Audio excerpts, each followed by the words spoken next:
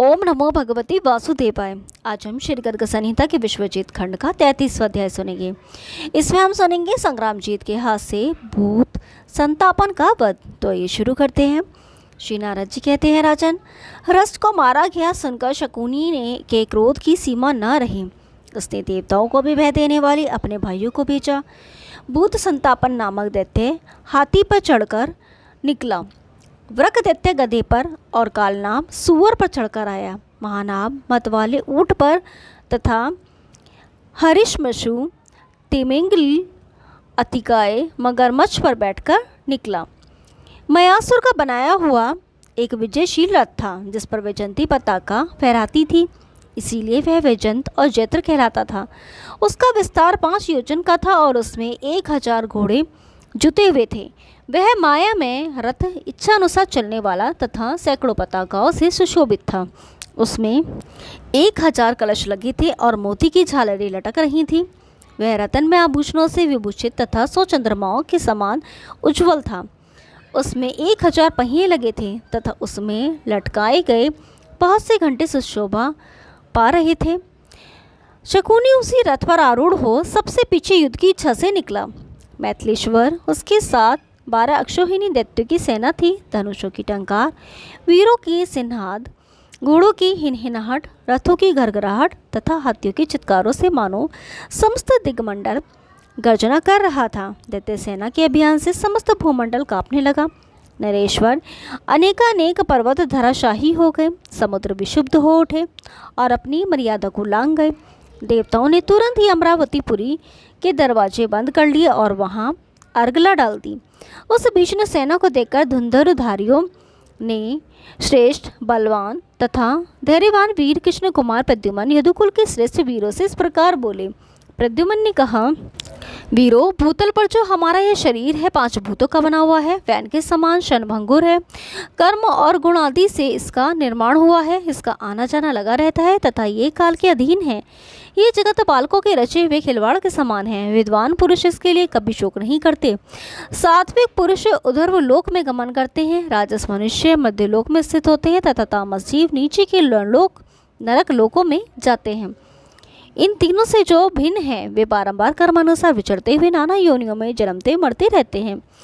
यह लोक सब ओर से भयग्रस्त है। जैसे नेत्रों के घूमने से धरती व्यर्थी घूमती सी प्रतीत होती है, उसी प्रकार यह माने कल्पित संपूर्ण जगत भ्रांत होता है। जैसे कांच दर्पण आदि में प्रतिबिंब अपने ही सर्प को देखकर बालरमुग्ध होता है, उसी प्रकार यहाँ सब कुछ भ्रांतिपूर्ण है। जैसे मंडलवर्ती जनों का सुख अधीर होता है, उसी प्रकार पाताल निवासियों का भी सुख अचल होता है।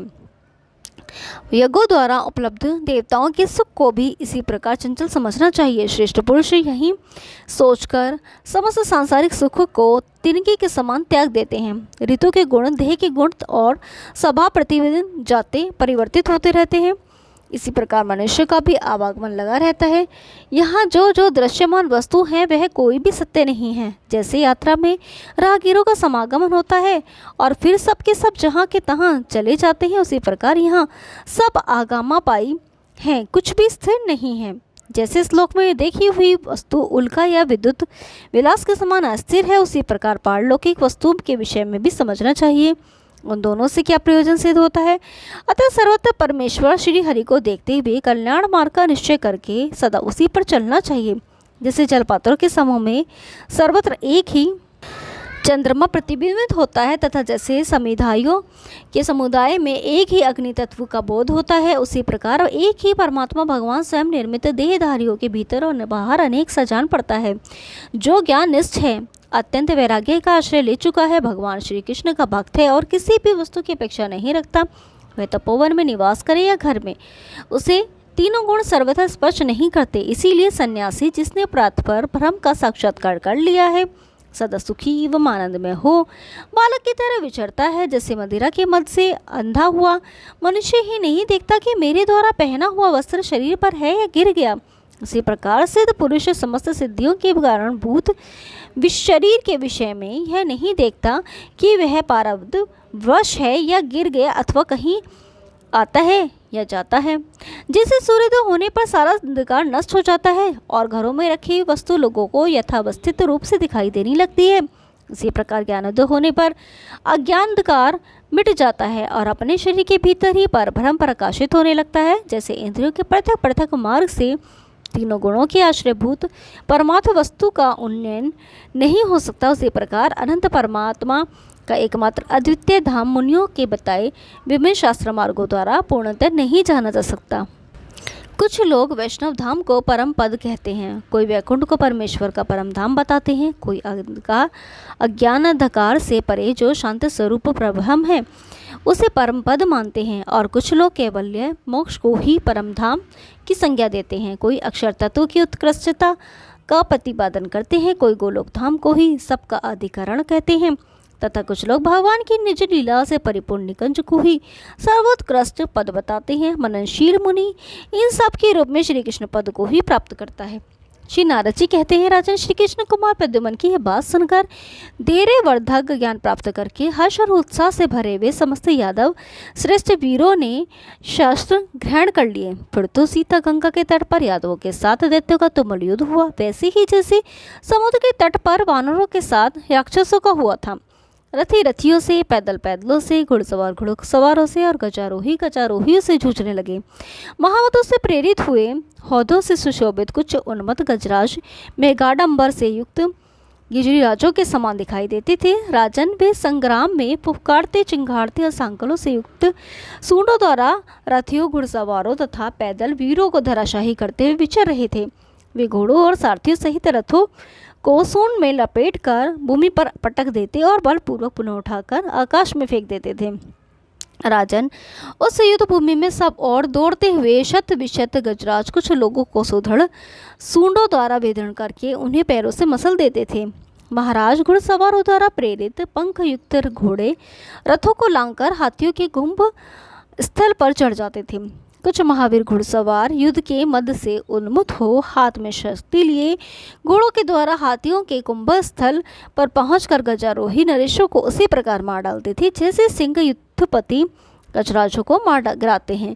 कुछ घुड़सवार योद्धा तलवारों के वेग से सामने की सेना को विदीर्ण करते हुए उसी प्रकार सकुशल आगे निकल जाते थे जैसे वायु अपने वेग से लीलापूर्वक कमल वन को रौंद कर आगे बढ़ जाती है। कुछ घुड़सवार संग्राम में उछलते हुए खड़गों द्वारा उसी प्रकार आपस में ही आघात प्रत्याघात करने लगते हैं जैसे आकाश में पक्षी किसी मांस के टुकड़े के लिए एक दूसरे को चोंच मारने लगते हैं। कुछ पैदल योद्धा खड़गों से, कुछ फर्शों और चक्रों से तथा कुछ योद्धा तीखे भालों से फलों की तरह विपक्षियों के मस्तक काट लेते थे। संग्राम जीत बृहस्सेन शूर अप्रहरण विजित जय सुभद्र वाम सत्यक तथा अश्व वृद्धा के गर्भ से उत्पन्न हुए। ये श्री कृष्ण के 10 औरस पुत्र सबसे आगे आकर दैत्य पुंगव के साथ युद्ध करने लगे। महाराज, हाथी पर चढ़े हुए महान असुर भूत संतापन ने अपने नाराजों की वर्षा से दुर्दिन का दृश्य उपस्थित कर दिया।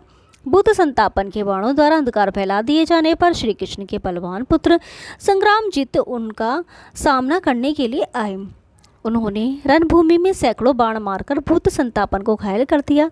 तब बलवान भूत संतापन ने प्रलयकाल के समुद्रों से ही संघर्ष से प्रकट होने वाले भयंकर घोष के समान टंकार ध्वनि करने वाली संग्राम जीत के धनुष के प्रत्यंचा को काट दिया। तब संग्राम जीत ने विद्युत के समान दीप्तिमान अपना दूसरा धनुष लेकर उस पर प्रतिपूर्वक प्रत्यंचा चढ़ाई, फिर 100 बाण छोड़े। वे बाण भूत संतापन के धनुष की प्रत्यंचा लोह निर्मित कवच शरीर और हाथी का छेदन भेदन करते हुए धरती में समा गए। बाणों के इस प्रहार से पीड़ित हो भूत संतापन मन ही मन कुछ घबराया। फिर उस बलवान वीर ने अपने हाथी को आगे बढ़ाया। काल और यम के समान भयानक उस हाथी को आक्रमण करते देख बलवान संग्राम जीत ने अपना दिव्य खड़ग लेकर रणभूमि में उसके ऊपर प्रहार किया।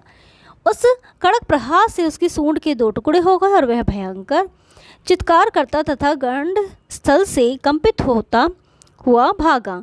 बड़े बड़े वीरों को धराशायित करता हुआ और बारंबार घंटे बजाता हुआ सीधे दैत्यपुरी चंद्रावती को चला गया। कोई भी बलपूर्वक उसे रोक ना सका। इस प्रकार हाथी के संग्राम भूमि से भाग जाने पर वहां महान कोलाहल मच गया। तब भूत संतापन ने श्री कृष्ण पुत्र के ऊपर तीखी धार वाला चक्र चलाया। जो ग्रीष्म ऋतु के सूर्य की भांति उद्भासित हो रहा था। महाराज उस घूमते चक्र को अपने ऊपर आया देख बलवान भद्रकुमार ने अपने चक्र द्वारा लीलापूर्वक उसके 100 टुकड़े कर डाले। तब उस महान असुर ने जठरगिरी का एक शिखर उखाड़कर आकाशमंडल को निंदादित करते हुए श्री कृष्ण पुत्र पर फेंका। राजेंद्र संग्रामजीत ने उस शिखर को बलपूर्वक दोनों हाथों से पकड़ लिया और उसी के द्वारा रणभूमि में भूत संतापन पर प्रहार किया। तब दैत्य पुंगव भूत संतापन समूचे जठरगिरी को उखाड़कर उसे हाथ में ले संग्राम भूमि में खड़ा हुआ। अब मैं इसी पर्वत से संग्राम में तुम्हारा काम तमाम कर दूंगा, इस प्रकार मुख से कहने लगा। यह देख श्री हरि के पुत्र संग्रामजीत ने भी देवकुट नामक पहाड़ उखाड़ लिया और मुख से कहा, मैं भी इसी में से युद्ध भूमि में तेरे प्राण ले लूंगा। राजन यूँ कहकर भी उसके सामने खड़े हो गए। वह अद्भुत सी घटना हुई। नरेश्वर पर्वत फेंकते हुए भूत संतापन पर बलवान संग्रामजीत ने संग्राम में अपने हाथ के पर्वत से प्रहार किया।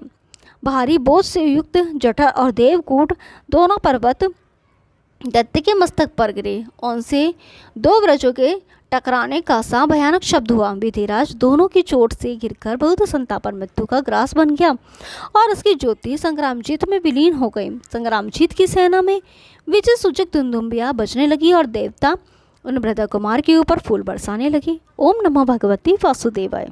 कल 34वां अध्याय सुनेंगे। तब तक के लिए नमस्कार।